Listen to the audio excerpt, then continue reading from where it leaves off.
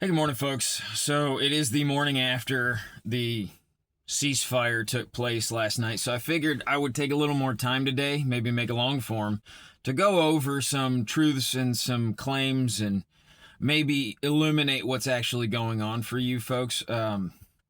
First off, the 10-point plan was not agreed to. You will see left pundits everywhere saying the 10-point plan gives Iran everything they want.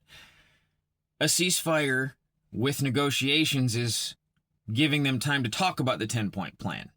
Okay, this 2-week period is specifically designed for the United States and Iran to go argue about the 10-point plan and whether or not they will agree to this or that or whatever's in it.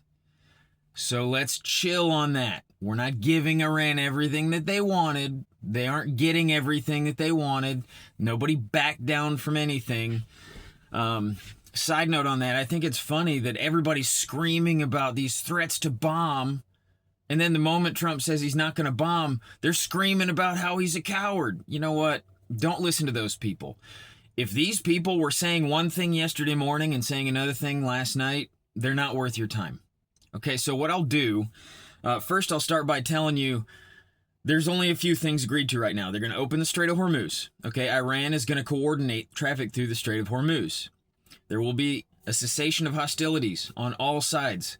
Obviously, with so disparate populations of military members in Iran, maybe the ceasefire word didn't get out to all the units yesterday in time, and more attacks happened after the ceasefire was announced. That's actually to be expected. There's not very centralized leadership right now in Iran. It's just going to happen. But things are calming down. Iran did their retaliation. Israel did their retaliation. Everybody did their retaliation, and everybody's starting to calm down. So what I want to do now is I think we should go over the 10-point plan. This is the 10-point plan that was proposed by Iran. Okay, this isn't the U.S.'s demands. But these are going to be the things that are discussed in Islamabad in the coming weeks. So the first thing is a permanent end to war, full cessation of hostilities. That I don't think that the United States is going to have any problem with. That's essentially the end state. So it's not necessarily a point in the point plan, but Iran does things differently. So they start with their end state, permanent end to the war. Okay, I don't think we're going to have a problem with that. Point number 2, lifting of U.S., UN, and IAEA sanctions. I need to talk about this one. Okay, so here's the problem with that. If they have any uranium left, so this will go into another point on the 10-point plan, but we'll just address this one right now. So, quite honestly, barring humanitarian sanctions later on by like international community, the U.S., UN, and IAEA sanctions are specifically targeting the ability to enrich and their actual historic enrichment of uranium and their stockpiling of uranium. So, if the U.S. gets their way and all uranium is removed from Iran, then sanctions being lifted on that basis isn't a loss. Okay, from the U.S. perspective, our sanctions are based on their nuclear aspirations. So if they agree not to have any nuclear aspirations, then the sanctions being lifted is essentially effective. Okay, then our sanctions were effective. And this war was effective, if that happens, okay? So point number 3, they want to recognize Iran's right to enrich. Okay, so this directly contradicts the lifting of sanctions. If they want to maintain the enrichment capabilities, they're going to maintain the sanctions. Okay, so those 2 points are in conflict as far as the United States is concerned. It seems to me that Foreign Minister Arachi and President Pezeshkian have already kind of conceded publicly that they're no longer going to enrich. Okay, but you do have fracturing inside of the Iranian regime right now, so it's going to be a little bit contentious on whether or not they can agree and have the full weight of their country behind them, or if it's just the negotiating team that agrees and then the IRGC doesn't agree and then they launch rockets. There's going to be a whole lot of internal strife in Iran after all this is said and done. But let's just talk about this in the context of the negotiations. So I believe that the United States is going to win on this point. They will stop enriching because that's our hard line.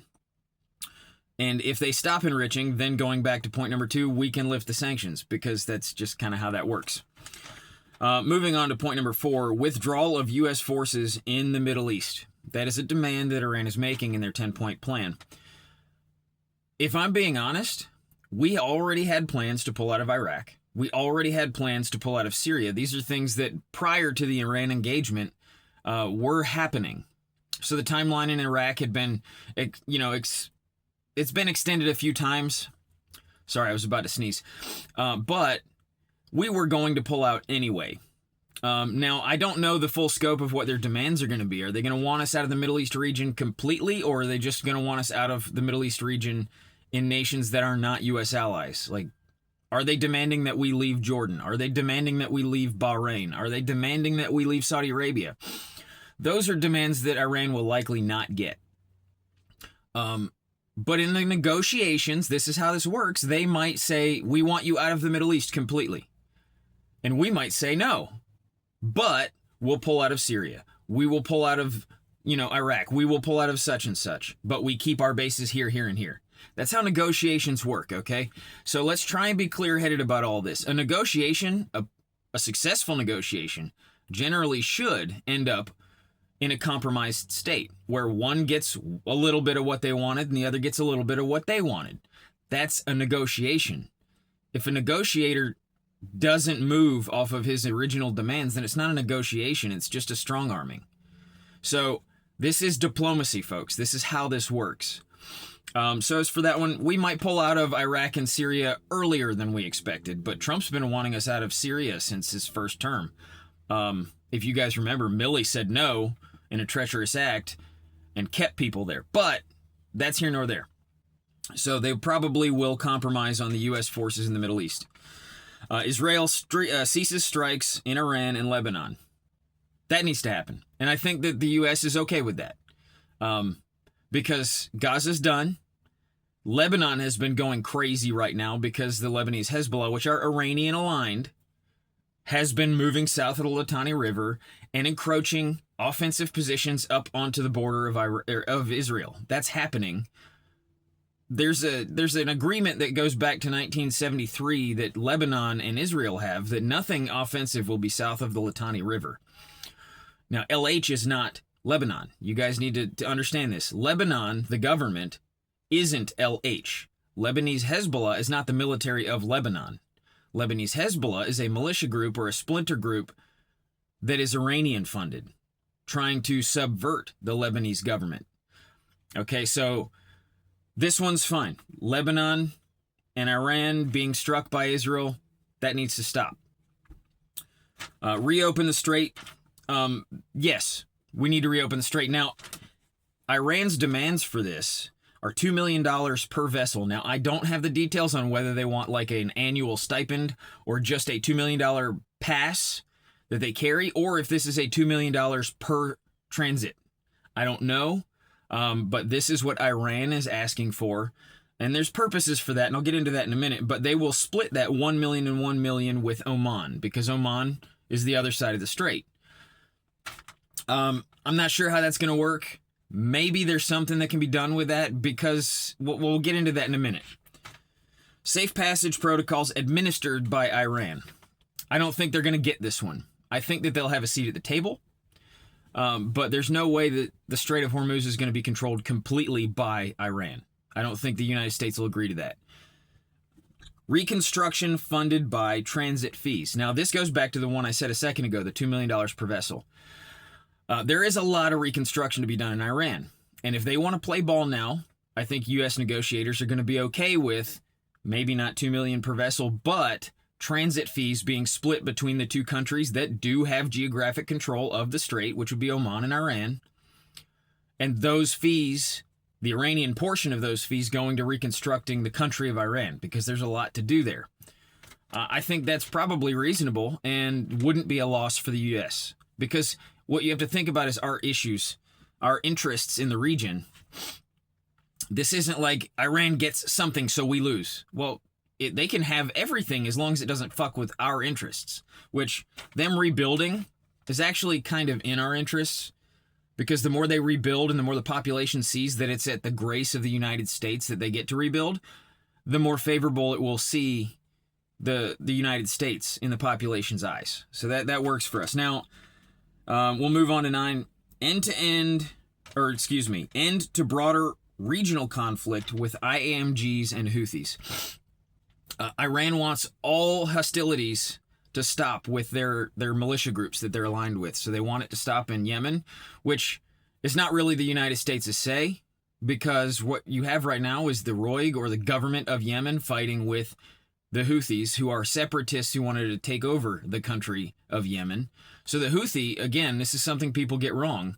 The Houthi are not the government or the military of Yemen.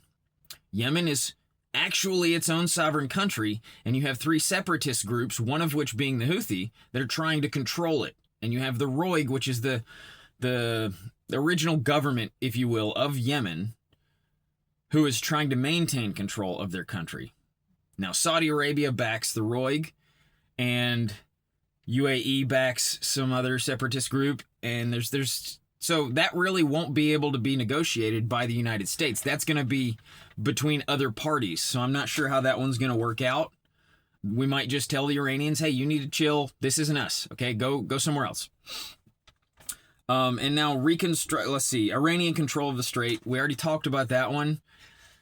Partial control of the strait, maybe a co-op of controlling entities, I see as realistic. But Iran cannot be the sole proprietor of the Strait of Hormuz. Now, first off, they don't even have ships to patrol the strait anymore. All of their ships are at the bottom half of the ocean. However, there are other countries in the region that do still have LCSs, or littoral combat ships, which can patrol the straits. There are offensive capabilities on the southern portion of that body of water. And Iran, they would have to move most of what they have left as a military to their southern portion near Karg Island, or even further up into Bandar Abbas, to try and control this portion of that body of water. And really, even if they wanted to do it on their own, they really couldn't. So they're going to have to concede that point. So this is what I've got for the 10 points. It's important to understand that this is all under negotiation right now. This is not something that has been agreed upon. The 2-week ceasefire is so that they can negotiate over these 10 points. Okay? So all these folks online saying that Trump's giving them exactly what they want, or we chickened out, or whatever, they're just patently wrong. Okay? And if you see somebody who in the morning yesterday said, I want Trump to be taken out because he's going to bomb Iran, and then now is calling him a chicken for not bombing Iran, one, that person has no principles. They don't know what they want. They just want anything that is against what Trump is saying. And I'm not a Trumpy. I'm not a MAGA guy. I'm an intelligence professional. I want truth to be out, and I want amicable solutions for the globe, okay? And I want those solutions to be administered by the United States, because I'm an American, and we have the power to do so, and we are the only sovereign nation in the history of the globe to be able to control the whole globe and not dominate everybody on it. Okay, every other superpower has become empirical. The United States has never colonized, and we've never set up an empire. Okay, wars cost us money. Empires profit off of war. Okay, so there is a distinction there. But again, this is my rundown of the 10 points on the Iranian demand list. This will be negotiated, and I see about 5 of these being kind of whatever. Yes, you can have it. And I see about 5 of these being very contentious to the United States. So our negotiating team is a good negotiating team. They're going to do what they got to do. And just remember, at the end of this, negotiations are where you compromise. So every time somebody negotiates and we don't get exactly what we want, well, as long as the other party's not getting exactly what they want too, then it's a win, okay?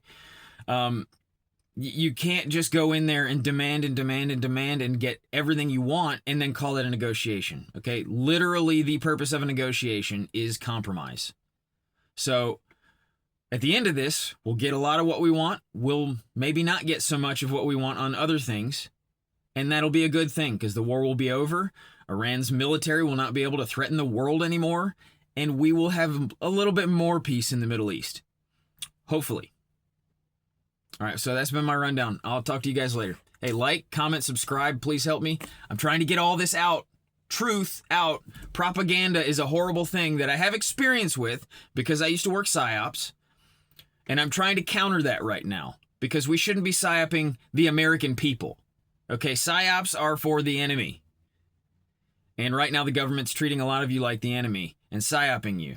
And when I say government, I mean lefty Congress people or far-righty Congress people or essentially just Marxist at large. Okay? I want truth to be out and I want Americans to be informed. Help me do that.